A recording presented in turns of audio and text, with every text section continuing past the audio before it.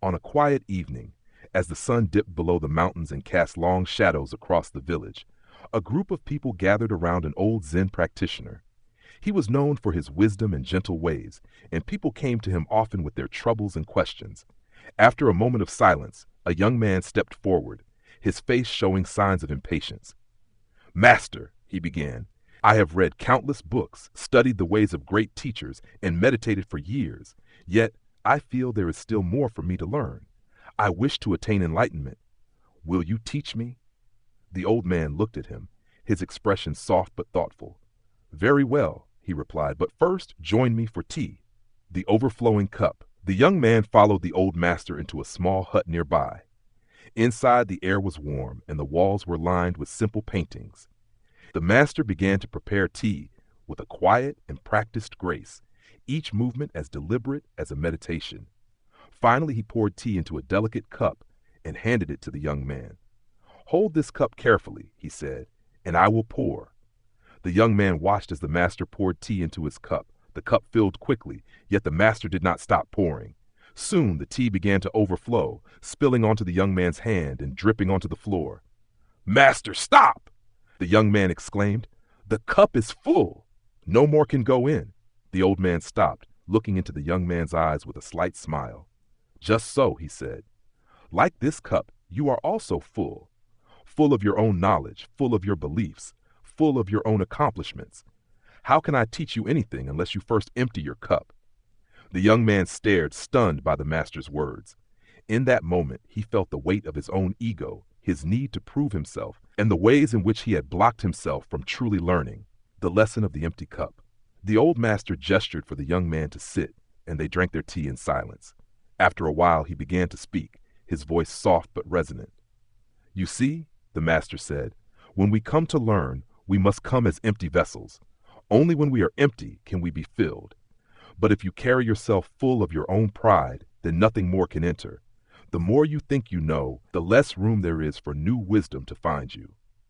The young man listened, his heart sinking as he realized his own arrogance. He had believed himself to be wise, to have mastered so much, yet he now saw how little he had truly understood. He took a deep breath and bowed his head. "Master," he said, "I see now that my mind has been like this overflowing cup. I came to you seeking wisdom, but I brought my own answers with me. I was too full of myself to really learn. Teach me how to empty my cup." The old man nodded, his eyes full of kindness. "Good," he replied. The first step to wisdom is to release the need to know.